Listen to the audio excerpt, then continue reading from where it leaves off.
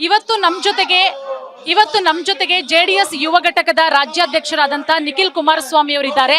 ನೀವೀಗೇನು Bidadi township ಅನ್ನ ವಿರೋಧಿಸಿ ರೈತರು 436 ದಿನಗಳಿಂದ ಹೋರಾಟ ಮಾಡ್ತಾ ಇದ್ದಾರೆ. ಆ ರೈತರ ಹೋರಾಟದ ಜೊತೆಗೆ ರೈತನ ಮಗನಾಗಿ ನಿಖಿಲ್ ಕುಮಾರಸ್ವಾಮಿ ಅವರು ಧುಮುಕಿದ್ದಾರೆ. ಇಲ್ಲಿ ಯಾವುದೇ ನಾನು ರಾಜಕೀಯದ ಉದ್ದೇಶಕ್ಕೆ ಬಂದಿಲ್ಲ, ನಾನೊಬ್ಬ ರೈತನ ಪರವಾಗಿ ರೈತರಿಗೆ ಯಾವ ರೀತಿ ಸಹಕಾರಿಯಾಗಬೇಕು ಆ ನಿಟ್ಟಿನಲ್ಲಿ ನಾನು ಕೊನೆವರೆಗೂ ನಿಂತ್ಕೋತೀನಿ ಅಂತ ಹೇಳ್ತಾ ಇದ್ದಾರೆ. ಸರ್, ಈ ಹೋರಾಟದ ಬಗ್ಗೆ 436 ದಿನಗಳಿಂದ ಜನ ಇಲ್ಲಿ ಹೋರಾಟ ಮಾಡ್ತಾ ಇದ್ದಾರೆ. ಸರ್, ರೈತರ ಹೋರಾಟದ ಬಗ್ಗೆ, ಬಿಡದಿ ಟೌನ್ಶಿಪ್ ಪ್ರಾಜೆಕ್ಟ್ ಬಗ್ಗೆ ನಿಮ್ಮ ಮಾತು. ಕಳೆದ 435 ದಿನದಿಂದ ಹೆಚ್ಚು ಕಮ್ಮಿ 14 ತಿಂಗಳಿಂದ ಈ ಹೋರಾಟವನ್ನು ರೈತ ಮಹಿಳೆಯರು ಮತ್ತು ರೈತ ಹಿರಿಯ ಮುಖಂಡರುಗಳು ನಿರಂತರವಾಗಿ ಬೀದಿಗಿಳಿದು ಹೋರಾಟವನ್ನು ಏನು ಮಾಡ್ತಾ ಇದ್ದಾರೆ.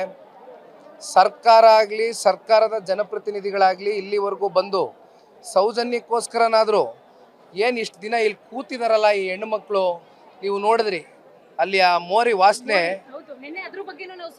ಮಾಡೋಕ್ಕಾಗೋದಿಲ್ಲ. ಅಂಥ ಸನ್ನಿವೇಶದಲ್ಲೂ ಪಾಪ ಅವರ ಜಮೀನು, ಅವರು ಪಿತ್ರಾರ್ಜಿತ ಆಸ್ತಿಯನ್ನು, ಅವ್ರ ಭೂಮಿಯನ್ನು ಉಳಿಸ್ಕೊಳ್ತಕ್ಕಂಥದ್ದಕ್ಕೆ ಇವತ್ತು ಇಷ್ಟೆಲ್ಲ ಹರಸಾಹಸ ಮಾಡಬೇಕಾಗಿರ್ತಕ್ಕಂಥ ಸನ್ನಿವೇಶ ಇವತ್ತು ರಾಜ್ಯ ಸರ್ಕಾರ ಏನು ಸೃಷ್ಟಿ ಮಾಡಿದೆ.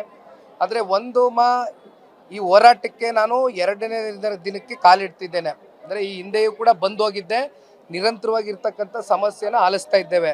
ಇದನ್ನು ತಾರ್ಕಿಕ ಅಂತ್ಯಕ್ಕೆ ತಗೊಂಡು ಹೋಗಬೇಕು ಅಂತಕ್ಕಂಥದ್ದೇ ನಮ್ಮ ತಲೆಯಲ್ಲಿ ಇರ್ತಕ್ಕಂಥದ್ದು. ಸರ್ಕಾರ ಇದನ್ನು ಎಷ್ಟರ ಮಟ್ಟಿಗೆ ಸ್ಪಂದಿಸಿ ಕೈ ಬಿಡ್ತಾರೆ ಅಂತಕ್ಕಂಥ ಭರವಸೆ ರೈತರಲ್ಲೂ ಇಲ್ಲ, ನಮ್ಮಲ್ಲೂ ಇಲ್ಲ. ಆದರೆ ಇದನ್ನು ಕಾನೂನಾತ್ಮಕವಾಗಿ ಕೈಗೆ ಎತ್ಕೊಂಡು ಇದನ್ನು ಒಂದು ಲಾಜಿಕಲ್ ಎಂಡಿಗೆ ತಗೊಂಡೋಗಿ ನಿಲ್ಲಿಸ್ತೀವಿ. ಒಟ್ಟಲ್ಲಿ ರೈತರ ಜೊತೆ ನಾವಿರ್ತೇವೆ.